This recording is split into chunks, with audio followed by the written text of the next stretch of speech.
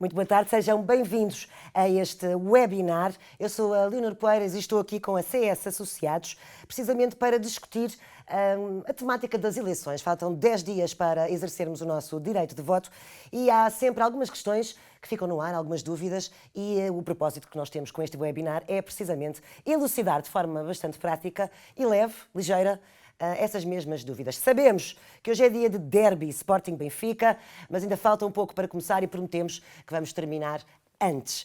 Para olhar para o funcionamento do sistema eleitoral português e para esclarecer também essas mesmas dúvidas que eu falava, tenho comigo André Salgado Matos. Olá, André. Muito boa tarde. Que vem precisamente da CS Associados e é advogado com especialização na área de público e regulação e também ainda professor na Universidade Católica. Já agora, convocou os seus alunos? Sim, eles sabem que vão reprovar todos em direito constitucional se não tiverem aqui hoje. Fica desde já o repto lançado a todos aqueles para que se juntem a nós e que deixem também as vossas questões no chat que estão neste momento também a ver na página onde estão ligados. Deixem as vossas questões, porque mais tarde, mais à frente, nesta emissão iremos, o André, eu não, irá responder a todas elas. Vamos começar, André? Vamos, Leonor. Vai votar em quem? Não, vamos começar porque há de facto algumas dúvidas que ficam no ar, nomeadamente quando nós vamos votar. Faltam, como eu estava a dizer, 10 dias para as próximas eleições, que são eleições legislativas. E a primeira questão é mesmo esta. Quem é que vamos eleger? É uma pergunta interessante. E é interessante porque, por exemplo, nós agora andamos aí pela rua e vemos nos cartazes os candidatos a primeiro-ministro, os líderes dos principais partidos, mas na realidade não são essas pessoas que nós vamos eleger. Quem nós vamos eleger agora vão ser os 230 deputados da Assembleia da República, são 230 deputados, e a Assembleia da República é naturalmente o órgão representativo dos portugueses e o principal órgão legislativo do Estado. Sim. E estes deputados, portanto, representam todos os portugueses, representam mesmo os portugueses que não votaram neles. A nossa Constituição diz isso expressamente. Eles vão ser eleitos por um período de 4 anos, têm um mandato de 4 anos, que corresponde à legislatura. Portanto, a expressão legislatura, que é frequentemente usada, corresponde ao período do mandato dos deputados. Portanto, os deputados são eleitos para 4 anos e vão exercer o seu mandato durante 4 anos, a não ser que, entretanto, ocorra uma dissolução da Assembleia da República. Mas, enfim, é uma situação anómala. Em princípio, os deputados exercem o seu mandato por 4 anos. Na verdade, vamos ter agora eleições antecipadas, não é? Sim. Consequência de uma dissolução da Assembleia da República, exatamente. Aconteceu precisamente essa situação. O mandato dos atuais deputados não foi encurtado. Não chegou aos 4 anos. Sim. Portanto, esses 4 anos, como estava a dizer, é o tempo normal da legislatura, a duração da legislatura. E quem é que pode ser eleito deputado? Temos reservas, ou melhor, temos que saber, ao pertencer, eu estou aqui num compasso de espera só porque o André está ali com um pequeno problema técnico a solucionar o microfone. E eu não quero, obviamente, também entrar nesta conversa e distraí-lo, mas, fazendo aqui este pequeno compasso de espera, quem é que pode ser eleito deputado? Porque, quem sabe, temos alguém em casa que queira ser deputado um dia. Porque também há regras, obviamente, para sermos deputados. Eu, inclusivamente, há pouco, quando falávamos sobre isto ainda em off, inclusive achava que, lá está a minha ignorância, e é por isso que é bom aprender e desmistificar dúvidas, achava inclusive que podia haver, porque há deputados independentes e que se poderiam autocandidatar, mas não é assim, não é? Não é assim. Enfim, qualquer português com maior de 18 anos, portanto, a idade da maioridade é também a idade da mínima para ser deputado. Qualquer português pode ser eleito de deputado. Enfim, a lei eleitoral depois tem ali algumas inelegibilidades, que são situações que afetam pessoas que têm determinadas profissões, em cargos de soberania, nomeadamente, e que se entende que devem ser apartidárias e, portanto, não devem estar conotadas com candidaturas e não devem estar político-partidariamente conotadas, nomeadamente magistrados, militares, exatamente, diplomatas em exercício de funções. Essas pessoas não se podem candidatar, mas não se podem candidatar apenas enquanto tiverem no exercício dessas funções. Depois, como o Leonor estava a dizer, qualquer pessoa pode ser deputado, mas apenas se a sua candidatura for proposta por um partido político. Portanto, não há possibilidade de uma lista de cidadãos independentes, portanto, sem a ligação a um partido, se propor para as eleições à Assembleia da República, ao contrário do que acontece, por exemplo, nas eleições autárquicas. Nas eleições autárquicas, neste momento, já é possível, e aliás, temos o caso da Câmara do Porto, em que a força política maioritária é precisamente um grupo de cidadãos independentes. Mas nas eleições para a Assembleia da República isso ainda não é possível, efetivamente. E, portanto, só os partidos políticos ou coligações de partidos políticos é que podem, de facto, podem apresentar as candidaturas. Por isso, no caso da Joacine Catar Moreira, ela tornou-se deputada independente, já há uns anos, por desvinculação ao partido. Foi esse o meu erro de considerar, não me lembrar. Os partidos políticos e as coligações de partidos políticos podem também integrar nas suas listas candidatos independentes, ou seja, candidatos que não são filiados nesses partidos, embora a lista tenha que ser apresentada, a candidatura tenha que ser apresentada por um partido. Mas nesse caso que referiu, da antiga deputada Joacine Catar Moreira, ela de facto foi eleita como candidata, era a cabeça da lista do Partido Livre por Lisboa e foi eleita nessa qualidade e depois passou a independente no decurso do mandato, que também é possível e a lei prevê. E de onde é que surgem as candidaturas? É do círculo eleitoral, certo? As candidaturas são apresentadas pelos partidos ou pelas coligações de partidos e são apresentadas por círculos eleitorais. As candidaturas são apresentadas em círculos eleitorais, que neste momento em Portugal são 20, 18 correspondentes aos distritos, 2 nas regiões autónomas e 2 círculos eleitorais da Europa e de fora da Europa. Portanto, o círculo eleitoral é uma parcela do território, português ou estrangeiro, relativamente ao qual são apresentadas as candidaturas e as listas de candidatos. Portanto, os candidatos apresentam-se por aquele círculo eleitoral e são eleitos pelos eleitores recenseados nesse círculo eleitoral, e é isso. E isto leva-nos precisamente ao próximo item, não é item, mas ao próximo tema, por assim dizer, que temos aqui agendado, temos aqui alguns temas agendados, que é precisamente, e vamos voltar a falar no círculo eleitoral, como é que se convertem os votos em mandatos. Esse é um grande tema do direito eleitoral e da ciência política. E é um problema importante porque afeta precisamente a representação. É suposto os deputados serem representantes do povo e, portanto, tem que haver uma ligação entre a vontade do povo, a vontade eleitoral e a vontade do eleitorado e a representação. Em Portugal, enfim, os círculos eleitorais têm uma base territorial. Em rigor, poderia haver apenas um único círculo eleitoral que elegesse todos os deputados, mas não é assim. Em Portugal, os círculos eleitorais têm uma base territorial e os deputados são eleitos nesse círculo eleitoral.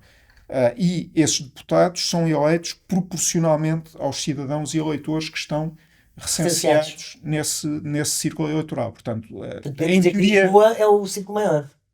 Lisboa é o círculo maior, é o círculo que elege mais deputados, 40 deputados, salvo erro, neste momento. Portanto, em proporção com a população que está recenseada também nesse mesmo círculo eleitoral. Não teria que ser assim, enfim, a representação não tem que ser proporcional, há outros países em que a representação não é proporcional. Mas no caso português é assim. No caso português é assim e porque por imposição constitucional. Aliás, é uma super norma constitucional, porque é uma norma que nem sequer pode ser alterada por revisão constitucional. Portanto, o sistema proporcional, de representação proporcional, é um limite chamado limite material da revisão constitucional. Agora aqui, um pequeno à parte. Parece-me uma forma mais justa, não? Concorda? Não sei se... Os sistemas proporcionais têm... falhas. Têm vantagens e desvantagens. Enfim, não há sistemas eleitorais perfeitos. A alternativa aos sistemas proporcionais são os chamados o outro grande tipo de métodos de conversão de votos em mandatos. São métodos que em cada círculo eleitoral a força política vencedora, portanto tem a maior quantidade de votos e elege a totalidade dos mandatos que estão em jogo nesse círculo eleitoral. Pode ser apenas um ou pode ser uma lista, uma pluralidade de mandatos. E, portanto, os sistemas maioritários tendem a concentrar os mandatos num número menor de forças políticas. E, além disso, tem a possibilidade de introduzir outro tipo de distorções na representação, como por exemplo no caso no sistema eleitoral britânico. Isso já aconteceu algumas vezes, embora não seja muito frequente, um partido que tem uma minoria de votos ter uma maioria de mandatos. E, portanto, o partido que tem a maioria parlamentar, a maioria de deputados, no caso de membros do Parlamento, e depois, portanto, vai ser chamado a formar governo, não é o partido com mais votos. Portanto, aí há uma distorção da representação, de certa maneira. O sistema proporcional evita isso. Embora não seja totalmente impossível, num sistema proporcional, uma força política com menos votos ter mais mandatos, não é completamente impossível, mas o nível de distorção que era preciso estar envolvido e as condições seriam muito particulares para isso acontecer. Portanto, à partida, esse tipo de distorções extremas da representação não acontece, é muito mais difícil de acontecer num sistema proporcional. À partida, o sistema proporcional é mais apropriado para refletir a diversidade do eleitorado e a expressividade das várias forças políticas. Por outro lado, também, às vezes aponta-se como desvantagem dos sistemas proporcionais em relação aos sistemas maioritários, sobretudo aos sistemas maioritários em que há círculos uninominais, que são os círculos em que é eleito apenas um representante, como é o caso, por exemplo, do sistema britânico, o de uma menor proximidade entre os eleitores e os eleitos, porque no sistema britânico cada ciclo eleitoral elege um deputado e, portanto, quem vota sabe estar a votar naquele candidato, naquela pessoa. Portanto, há uma ligação mais próxima vínculo, se quiser, mais próximo entre o eleitor e o eleito. Mas, por outro lado, também, esse é um tema que também podemos falar daqui a pouco, também nos sistemas maioritários, nos métodos de conversão maioritários de conversão de votos em mandatos, também há muito mais votos desperdiçados. Eu também queria chegar aí, porque fala-se precisamente em votos perdidos, não é? E ao falar-se de votos perdidos, estamos a falar de quê? Porquê é que se diz assim? Se calhar, antes de falarmos dos votos perdidos, Leonor, se calhar, talvez fosse melhor explicarmos aqui o método proporcional, o método, em particular, o método de conversão de votos em mandatos da Constituição Portuguesa, para chegarmos lá, porque é mais fácil explicar como é que funciona, para depois perceber de que modo é que se podem perder os mandatos. Portanto, a nossa Constituição impõe o método o chamado método da média mais alta de onde. Nós estamos a ver ali um exemplo que eu escolhi, que é um exemplo tirado das eleições municipais de Lisboa 2021, já vou explicar porquê, já vai ser mais claro. Nós temos ali numa primeira linha o número de votos das várias forças políticas que se apresentaram a essa eleição e a percentagem desses votos no cômputo global. Portanto, temos ali a coligação encabeçada pelo PPD-PSD com 34,26%, o PS mais o LIVRE 33,31%, etc. Portanto, a percentagem só está ali para ilustrar depois a questão da proporção. Para efeitos da conversão dos votos em mandatos, interessa só o número de votos. E interessa o número de votos efetivos, portanto, não contando os votos brancos e nulos, que ainda ali estão, mas que, espero eu, estejam prestes a desaparecer na página seguinte desta animação.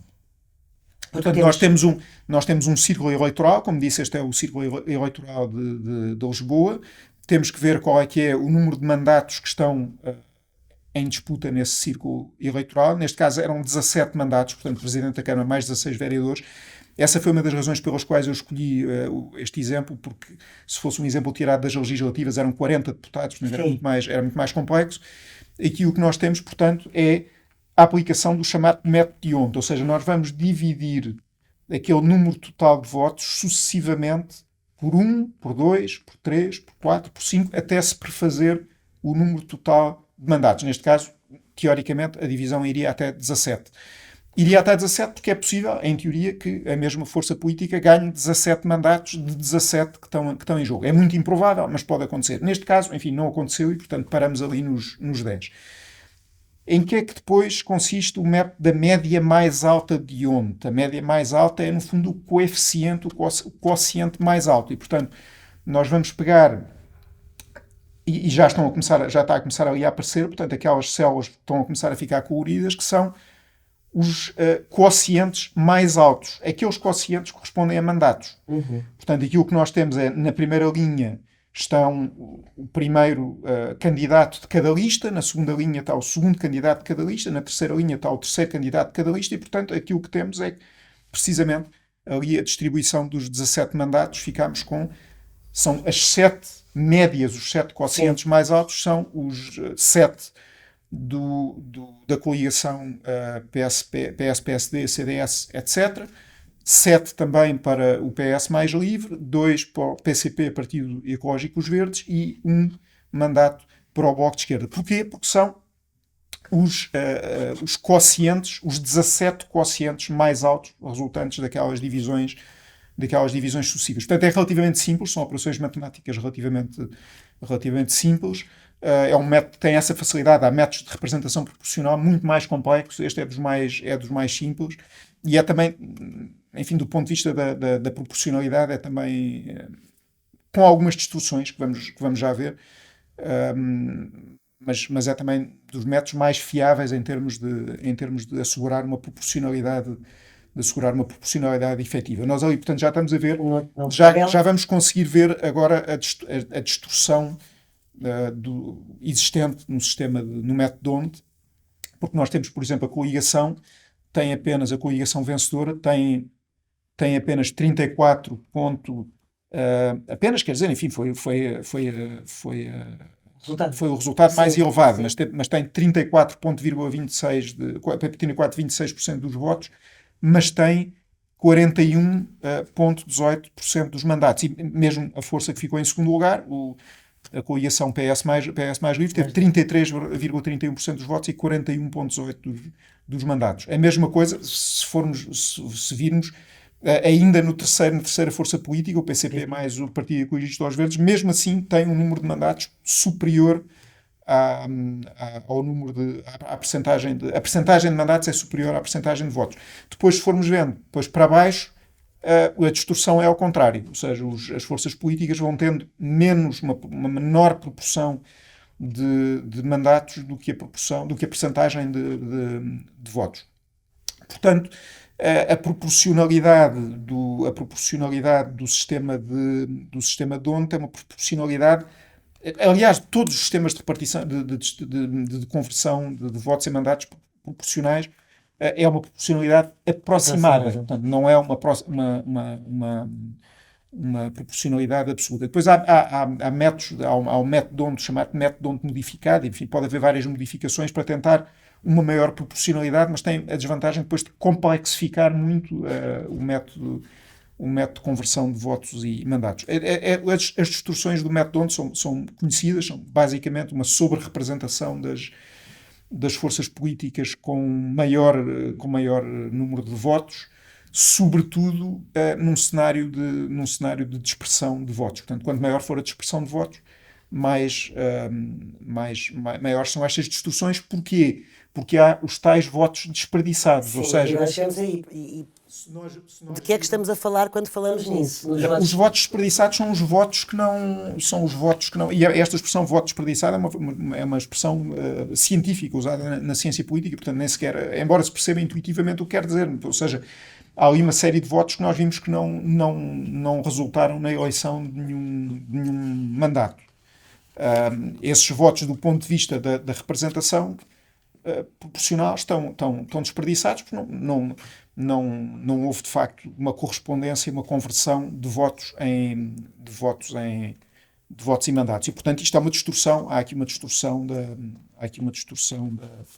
da representação. Isto é mais ou menos inevitável. Haver alguma distorção. E, em alguns casos, em alguns sistemas eleitorais, até é uma distorção que é induzida. Por exemplo, na Alemanha, há um patamar mínimo, há uma percentagem mínima de votos que as forças políticas têm que reunir para poderem eleger um deputado, que é de 5%. Uma força política que tenha menos de 5% a nível nacional não pode eleger nenhum deputado. E, portanto, esses votos vão ser distribuídos.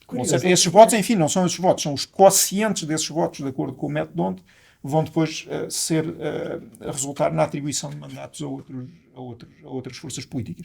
Portanto, aí é a própria lei eleitoral que não quer que provoca essa distorção. Noutros casos, a desproporcionalidade, o desvio à proporcionalidade, enfim, não é desproporcionalidade, mas há um patamar natural mínimo de votos para se conseguir ter representação, exatamente. Depois há ainda um outro sentido em que se pode falar do voto desperdiçado, e foi aqui, por exemplo, que se falou muito no desperdício dos votos, mesmo nestas eleições de Lisboa 2021. Aliás, essa foi outra razão pela qual eu escolhi este exemplo. Sim, porque estamos a dar exemplos práticos, não é? Reais. E é um bom exemplo, e aliás já está aí a tabela no ar, julgo, mostrando esse desperdício. Porque estamos com o exemplo das autárquicas, não é? Exatamente. Esta tabela é uma simulação, portanto já não tem as forças políticas todas, porque é inevitável. Sim. Tem ali o Chega, porque o Chega ficou à frente da Iniciativa Liberal em número de votos. Mas a questão que esteve em cima da mesa, mesmo antes das eleições, foi a de uma coligação pré-eleitoral ou seja, a inclusão da Iniciativa Liberal na coligação que efetivamente acabou por vencer as eleições. E aquilo que se nota, esta tabela é uma simulação, portanto, ali foi eliminada a coluna da Iniciativa Liberal e os votos da Iniciativa Liberal foram somados, aliás está ali IEL na primeira coluna, foram somados aos votos da coligação. E aquilo que vemos é que com essa soma, na linha 8, portanto, no coeficiente 8, a média da coligação na linha 8 passa a ser mais alta, por pouco, é verdade, mas é mais alta do que a linha 7 da coligação PS mais livre. E, portanto, o que é que isto resultaria? Se tivesse havido essa coligação pré-eleitoral, aquele último mandato do PS mais livre, está ali marcado em encarnado, não era do PS mais livre, era atribuído ao oitavo candidato da lista da coligação vencedora, que ficava, portanto, aqui um duplo resultado. A coligação vencedora tinha mais um mandato e o PS mais o LIVRE tinham menos um mandato. André, eu estou a aprender imenso, eu não fazia ideia destas coisas, sinceramente não fazia ideia que havia estas variáveis, não é? Aproveito para referir lá para casa, para quem nos está a assistir, através do telemóvel, do tablet, através do computador, em família ou entre amigos, para deixarem as vossas dúvidas através do chat que está disponível, porque no final, daqui a bocadinho, vamos proceder precisamente à leitura dessas mesmas perguntas que nos podem deixar online. Portanto, por favor, o derby, temos tempo para ele. Antes disso, resolver aqui algumas dúvidas para podermos ir votar em consciência e informados, acima de tudo. Essa é a minha parte, não é? Temos que estar informados e temos que perceber bem a mensagem. Avançando neste tema das eleições, depois deste último exemplo, vamos então falar sobre quem é que ganha as eleições. Sim, é também uma boa pergunta. Parece uma coisa tão simples, não é? Mas realmente as respostas são bastante elaboradas, na medida em que... Ter uma resposta simples ou uma resposta complicada. A resposta simples que é óbvia, que ganha as eleições o partido que tem mais mandatos, que ele consegue eleger mais mandatos, um maior número de deputados, e que, em princípio, num sistema como o nosso, é também o princípio que tem o partido ou a coligação que tem mais votos. Mas tivemos um exemplo relativamente recente, enfim, dada a idade presumível do nosso auditório de hoje, provavelmente muitos já não terão a lembrança disso, mas nas eleições legislativas de 2015, a coligação Portugal à Frente, que era uma coligação entre o Partido Social Democrata e o CDS-PP, de acordo com este critério, ganhou as eleições, porque teve de facto o maior número de votos e de mandatos, elegeu 107 deputados, mas eu comecei por dizer que o número de deputados era 230. Verdade. Portanto, isso significa que os partidos, as restantes forças políticas representadas no Parlamento, ficaram com 123 deputados, portanto, com mais deputados que a coligação Portugal à Frente. E, portanto, o que isto significa? Isto significa que se a maioria de votos do partido ou da coligação mais votada é uma maioria meramente relativa, portanto não é mais de 115 deputados, é a força política mais votada, mas não tem mais de metade dos mandatos, e se todos os outros partidos políticos fizerem uma chamada coligação negativa contra o partido ou a força política mais votada, é muito difícil dizer que esse partido, na realidade, ganhou as eleições em última análise, não é? De facto, ganhou num certo sentido, vai ter uma oposição muito... portanto, a resposta complicada é a de que pode não ser necessariamente assim, porque um partido que tem uma maioria de votos, mas que não tem uma maioria absoluta de votos, se não tiver pelo menos a tolerância da oposição, esse partido não vai conseguir, essa força política, partido ou coligação, neste caso é uma coligação, não vai conseguir fazer passar leis no Parlamento e não vai, sobretudo, conseguir formar governo. Governo estável e em plenitude de funções. Portanto, pode ser uma vitória de pirro, na realidade.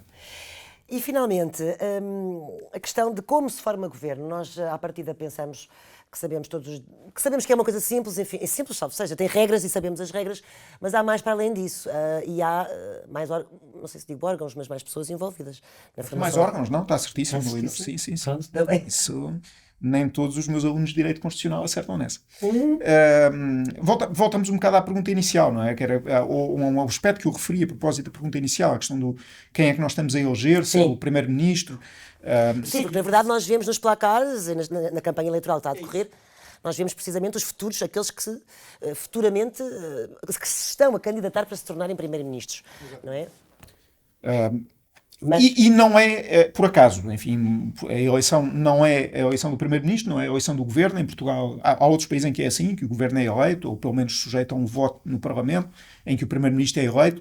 Em Portugal nem o Governo nem o Primeiro-Ministro são eleitos, mas o resultado eleitoral influencia a escolha do Primeiro-Ministro, influencia quem é que é o Primeiro-Ministro. Aquilo que a Constituição Portuguesa diz é que o Presidente da República nomeia, portanto é o Presidente da República que nomeia o Primeiro-Ministro e nomeia-o tendo em conta os resultados eleitorais, que é uma expressão propositadamente vaga e aberta. Ou seja, o Presidente não pode ignorar completamente os resultados eleitorais, mas a Constituição não diz que o Primeiro-Ministro é o líder da força política, do partido ou da coligação mais votada nas eleições legislativas. Mas aqui uma pergunta, e a mesma ignorância é minha. Já alguma vez aconteceu o Presidente da República convidar para formar governo outra pessoa que não... Já em 2015, não é? Com certeza. Claro, o exemplo que deu. Claro. Mas nunca aconteceu o Presidente começar por convidar outra pessoa que não o líder da força política mais votada. Embora a Constituição não o proíba, mas a tradição, a prática constitucional portuguesa foi sempre nesse sentido, ou seja, o Presidente da República, e a questão suscitou-se em 2015. Em 2015, aquela coligação negativa que se formou no Parlamento, na altura disse, bom, mas para que é que o Presidente vai nomear como Primeiro-Ministro o Dr. Pedro Passos Coelho, que já está garantido que não vai conseguir formar governo. Mas o Presidente da República disse, não, foi vencedor das eleições, portanto tem direito a formar governo. Se a Assembleia da República quiser provocar a demissão do governo, provocará, mas o Presidente deve convidar o líder do partido ou da coligação mais votados a formar governo. E, de facto, foi sempre assim. Portanto, o Presidente da República nomeia o Primeiro-Ministro e depois o Primeiro-Ministro propõe ao Presidente da República os restantes membros do governo. Uma coisa que eu não sabia e que também fiquei a saber enquanto estudava para este webinar, e por isso é que eu gosto muito de fazer este tipo de trabalhos, é que o governo eleito não tem plenos poderes logo. Eu nunca me tinha apercebido disso, ou seja, temos que esperar, e agora passo ao André. É isso, não tem, efetivamente. Portanto, depois de o Presidente da República nomear todos os membros do governo, o governo está constituído, pode funcionar, está a funcionar, exerce as suas competências constitucionais, mas é um governo chamado governo de gestão. Portanto, é um governo que tem a sua competência limitada, é um governo que só pode praticar, como a Constituição diz, os atos estritamente indispensáveis à condução dos negócios, da gestão dos negócios públicos, para assegurar a gestão dos negócios públicos. Portanto, é um governo que tem uma competência muito, muito limitada. Como é que o governo adquire essa plenitude de funções? O governo tem que apresentar um programa de governo à Assembleia da República. A Assembleia da República não tem que aprovar o programa do governo, isso hoje não é assim, já foi, hoje não é assim, mas a Assembleia da República tem que apreciar o programa do governo. E nessa apreciação, qualquer deputado pode propor ou um voto de rejeição do programa do governo ou um voto de confiança no programa de governo. E há consequências se houver Há consequências. muitos votos? Há consequências se o voto de confiança for rejeitado ou se o voto de rejeição for aprovado, o governo é demitido. Portanto, o governo nunca chega a entrar em plenitude de funções, nunca passa de governo de gestão. Foi isso exatamente o que aconteceu em 2015. Em 2015, o governo, formado pelo então Primeiro-Ministro Dr. Pedro Passos Coelho, que era o líder da coligação Portugal à Frente, formou o governo, o programa do governo foi rejeitado na Assembleia da República, e, portanto, o governo foi demitido e o Presidente da República foi convidar, tendo em conta ainda os resultados eleitorais e tendo em conta também a maioria negativa, a coligação negativa que se tinha formado no Parlamento, nomeou o Primeiro-Ministro o líder do segundo partido mais forte. Podemos dizer que isso é uma medida extraordinária, não é? Quando não estão garantidas as condições para que... Não sei se lhe chamaria extraordinário, é o funcionamento normal do sistema. Não, quer dizer, pode ser extraordinário do ponto de vista estatístico, se quiser, não é uma coisa que tenha acontecido de facto muitas vezes, mas não é nada, em termos jurídicos, em termos constitucionais, não é nada de verdadeiramente excepcional. Nós na altura estamos em campanha, nós vemos as propostas, os programas eleitorais, não é? E depois estávamos agora a falar do programa de governo, que nem sempre representam as propostas que apresentaram na campanha eleitoral. Mas política é assim, é isso?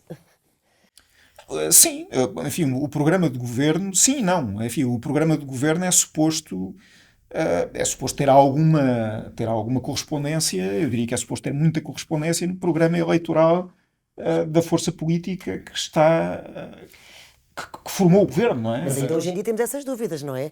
Há muitas perguntas, não vale a pena mencionar, nem sequer falar dos temas, mas nas eleições que vão realizar daqui a 10 dias, que acabam por gerar também muitas dúvidas, e estou a falar agora da parte dos partidos, há muito essa questão, e mesmo do trabalho de jornalistas que querem realmente perceber, e nós vemos isso em cada debate, ouvíamos, se no caso for eleito, se vai realmente fazer isto ou aquilo, ou se vai voltar atrás, ou se vai... Ou seja, e os políticos não se comprometem nas respostas, não é? Acabamos sempre por... Sim, mas os programas eleitorais frequentemente têm algumas respostas que os políticos se eximem de dizer. Enfim, isso é uma questão muito complexa, e isto não é uma aula de ciência política, mas o mandato é conferido pelos eleitores na base também de um programa eleitoral, e portanto é conferido a uma pessoa, um conjunto de pessoas, mas essa pessoa é escolhida também com base, e sobretudo, enfim, no nosso sistema, que é um sistema menos pessoal. Há outros sistemas eleitorais em que, por exemplo, os eleitores podem escolher numa lista de candidatos quais é que querem pôr em primeiro lugar, em segundo lugar, em terceiro lugar, em quarto lugar. O sistema eleitoral italiano, por exemplo, permite isso, e outros. Aí há uma escolha direta de pessoas. No sistema português, não. No sistema nós votamos em listas que estão pré-definidas e que são propostas pelos Claro, e é por isso que queremos que eles pelos partidos. Mas à partida há um contrato, entre aspas, entre o eleitor e o eleito, entre o votante e o deputado, o cidadão e o deputado, ou a cidadã e o deputado, e portanto é suposto o deputado fazer aquilo para que foi eleito. Aqui neste webinar também há um contacto constante, neste caso entre o nosso especialista de hoje, que é o André, e o público que está em casa. Ao longo desta emissão temos vindo a pedir para deixarem as vossas dúvidas. Eu erradamente disse no chatzinho, que vocês conseguem ver, mas há uma caixinha própria de perguntas e respostas para o efeito. Já recebemos algumas e penso eu, André, que estamos capazes agora de olhar para elas e de responder. André, temos aqui a primeira. Quem nos escreve é o João. Olá, João, obrigada pela tua pergunta. E ele pergunta, é verdade que se, por exemplo, no Círculo Europeu são eleitos apenas 4 deputados, historicamente são sempre deputados PS, PSD, é inútil, entre aspas, para os imigrantes votar noutros partidos mais pequenos? Bom, João, espero que não seja meu aluno, porque senão está chumbado, porque no Círculo da Europa são eleitos 2 deputados, não são 4, portanto são ainda menos do que está aí. Os círculos, como disse no início, os círculos eleitorais têm uma base territorial que corresponde essencialmente, enfim, com os distritos e com as regiões autónomas. Os círculos da Europa e de fora da Europa têm algumas particularidades, ou seja, são os únicos 2 círculos que não são em que o número de deputados, o número de mandatos que está em jogo não é proporcional ao número de eleitores. Porque, enfim, isso tem que ver em parte também com a própria dispersão da população portuguesa pelo mundo. Não sabe exatamente quantos portugueses vivem fora de Portugal, mas poderá ser qualquer coisa entre 5 e 10 milhões e, portanto, Entre 5 e 10? sim, não sei exatamente, enfim, é possível saber quantos é que são os recenseados, mas depois há muitos que não estão recenseados. Portanto, se houvesse uma representação proporcional desses cidadãos, poderíamos chegar a uma situação um bocado paradoxal e até, de certa maneira, também um pouco antidemocrática de serem os cidadãos portugueses residentes fora de Portugal a ditarem o resultado das eleições legislativas, tem um impacto, sobretudo, para os cidadãos portugueses que residem em Portugal. Portanto, há aqui tem que haver aqui um equilíbrio, enfim, dar representatividade também a essas pessoas, mas, por outro lado, também assegurar que o resultado das eleições é ditado por aquelas pessoas que mais diretamente estão interessadas por elas. Mas esses círculos eleitorais, por isso é que esses círculos eleitorais elegem um número de mandatos tão pequeno. E que é um número fixo. É sempre assim. Portanto, não varia em função do número de eleitores. É um número fixo e é um número baixo. Seguramente que o número de eleitores que estão nesses círculos é maior do que o número de eleitores recenseados em Lisboa e, no entanto, Lisboa elege 40 deputados e esses dois círculos, o da Europa e o de fora da Europa, elegem apenas 4 deputados. O que é que se passa? O que se passa é que no método D'Hondt, e em geral no método da média mais alta de D'Hondt, que é o método constitucionalmente adotado em Portugal, e em geral nos sistemas de representação, nos sistemas de representação proporcional, as distorções da proporcionalidade são maiores quanto menor é o número de mandatos que está em jogo.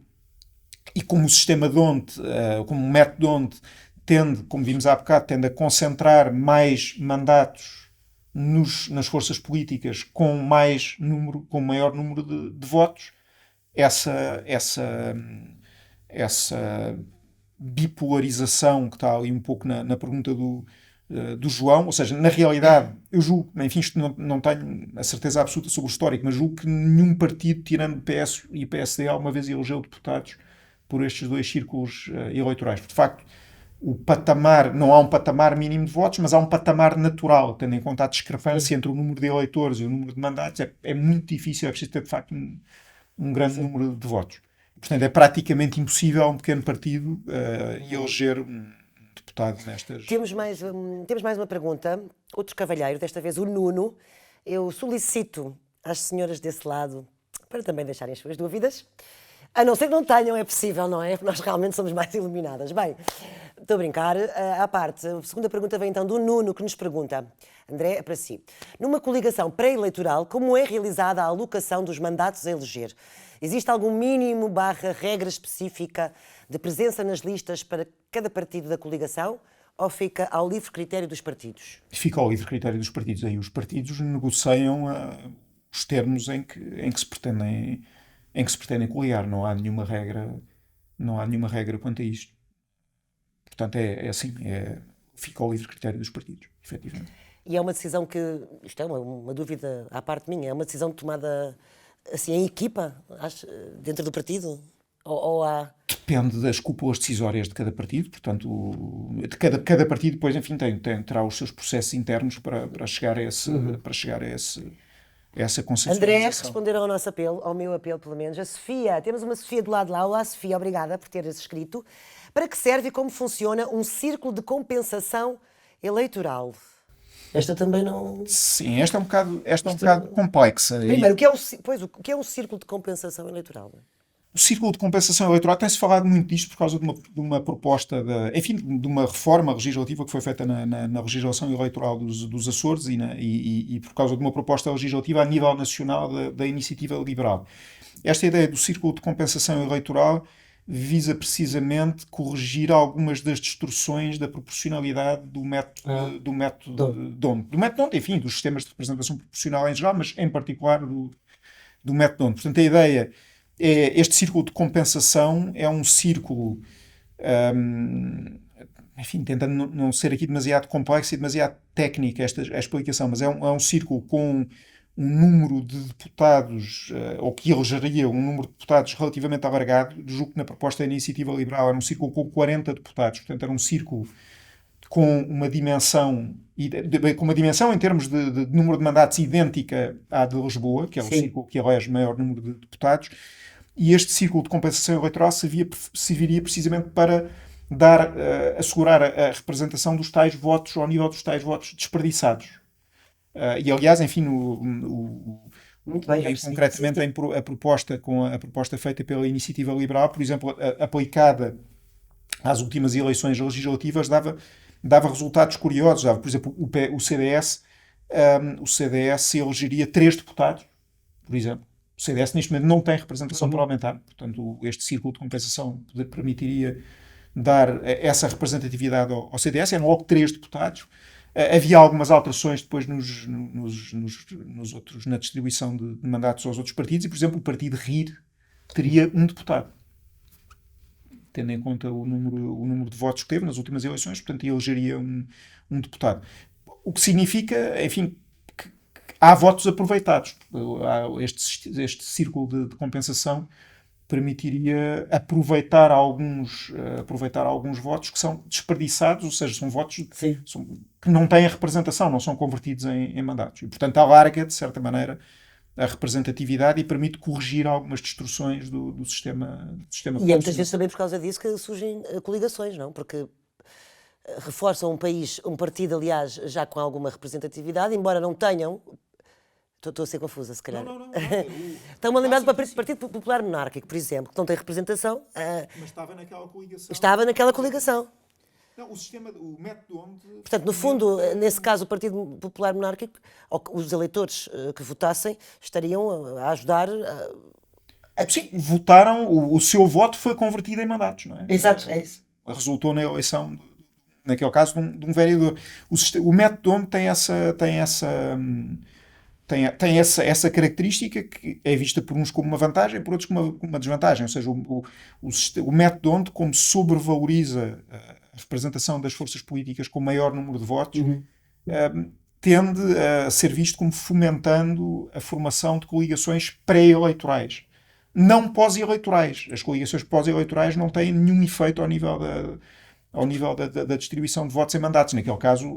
Pós-eleitorais não têm. Essas não têm. Claro. Porque aí já está, naquela tabela viu-se, os votos da Iniciativa Liberal foram todos desperdiçados e já nada os vai ressuscitar para efeitos de conversão em mandatos. Mas é um sistema que incentiva a formação de coligações pré-eleitorais. Embora isso depois possa ser, se quiser, eu calmo, poderia estar 5 horas a falar sobre isto, mas estamos a se calhar a desviar-nos um bocado, mas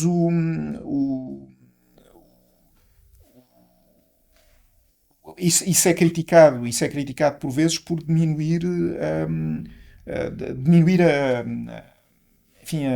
a representatividade das forças políticas com menos pressão eleitoral, e por diminuir também a diversidade política, não é? Portanto, nem tudo é vantagem ou desvantagem. Os métodos eleitorais têm todos, e os sistemas eleitorais em geral têm todos vantagens e desvantagens. Não há... André, já olhámos aqui então para estas 5 maiores questões, por assim dizer, que tínhamos preparado. Já também respondemos aqui algumas perguntas. Não sei se haverá mais alguma pergunta para entrar, se não. Estamos a chegar também ao fim do nosso tempo, aqui do nosso webinar. Agradeço a todos os que estiveram do lado de lá e que deixaram também as vossas dúvidas. Espero que se sintam um bocadinho mais elucidados e que exerçam o direito de voto já daqui a 10 dias. Não falta muito, não é? Alguma recomendação que queira deixar? Alguma tomada de consciência necessária para... Não sei, é mais experiente nisto do que nós todos juntos, não é? Não sei. Isso... Não, acho que é importante as pessoas saberem, enfim, aqui este webinar é sobre sistemas eleitorais, não propriamente sobre questões políticas, ou seja, é política, mas não é política partidária, portanto não estamos aqui para... seria despropositado. Mas em termos... Mas claro que não era essa a intenção da Leonor, mas era para explicar, porque aquilo que eu vou dizer, acho que apesar de tudo, não sai do âmbito daquilo que estamos aqui a dizer, uma sugestão para que as pessoas leiam os programas eleitorais e informem-se sobre dos vários partidos, das várias forças políticas e Porque é uma enorme responsabilidade e ainda bem que a temos, não é? para saberem em que é que estão a votar. Acho que votar em consciência e sabendo em que é que se está a votar, acho que é o mínimo, de facto, para que o sistema funcione. Muito bem, acho que ainda temos mais uma pergunta. Eu não consigo chegar a ela, mas penso que já me vão passar. Vamos lá ver, não nos aparece aqui, mas há alguém do lado de lá que está com uma dúvida. Se por acaso não a conseguirmos responder neste direto, deixaremos mais tarde, quando ele estiver disponível, quando o vídeo estiver disponível, deixaremos também essa resposta respondida. Mas não me parece que a consiga... Não. Enfim, André, há mais uma pergunta que nós não conseguimos neste momento responder, mas peço a quem a colocou para ficar atento, porque vamos disponibilizar mais tarde também este vídeo, este direto, e ter em atenção também essa pergunta que foi deixada. Da minha parte foi um prazer conduzir este espaço que nos elucida e tira dúvidas. Espero que tenha ficado um bocadinho mais elucidado desse lado, de uma forma bastante prática, que me pareceu a mim bastante prática. Inclusive o André trouxe exemplos práticos que com certeza também utiliza nas suas aulas, não sei. Muito obrigada, André, uma vez mais, e obrigada à CS Associados pela iniciativa, porque é tão somente uma forma de passar informação e de elucidar aqueles interessados nas eleições que estão aí, à porta, dia 10, pudessem então ver esclarecidas algumas dúvidas. Muito obrigada a todos e uma boa tarde.